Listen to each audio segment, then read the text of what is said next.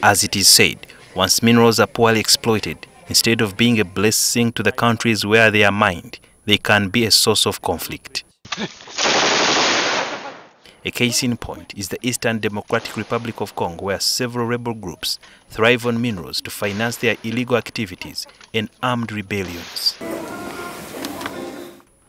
Members of Parliament, who are members of the Forum of Parliaments of the International Conference on Great Lakes, are in Kampala, Uganda, to deliberate on how to end illicit exploitation of minerals in the 12 member states. According to Thomas Tayebwa, the Deputy Speaker of Parliament, it's not fair for the disputes between mineral-rich states and international companies over minerals to be solved abroad.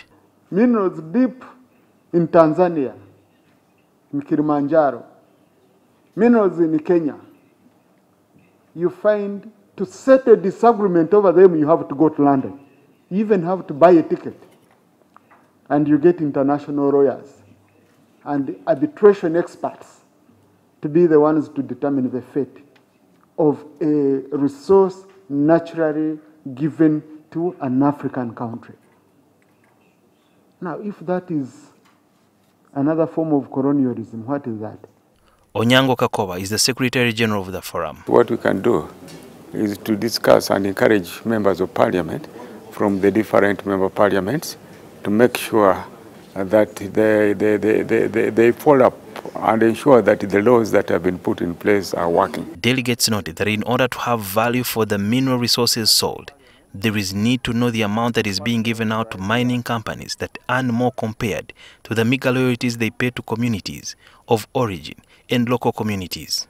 If you trust your technical people, politicians, we need to reduce our interference in deciding the fate of our natural resources.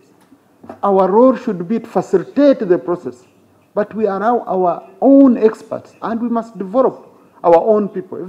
Delegates asked regional parliaments to promote good governance, which demand accountability and transparency from political leaders. If minerals are now being used to propel dictatorships, minerals are now being used to facilitate crushing of citizen dissent, then they are no longer our minerals.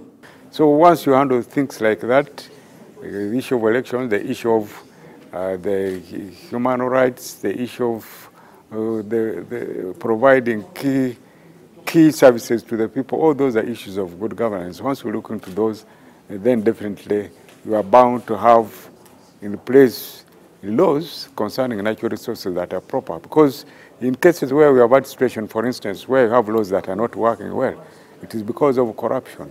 Africa is said to be one of the most endowed continents with greatest mineral deposits. Talk of the diamonds, the gold, the tungsten, to mention but a few. However, most of the African countries are ranked as third world.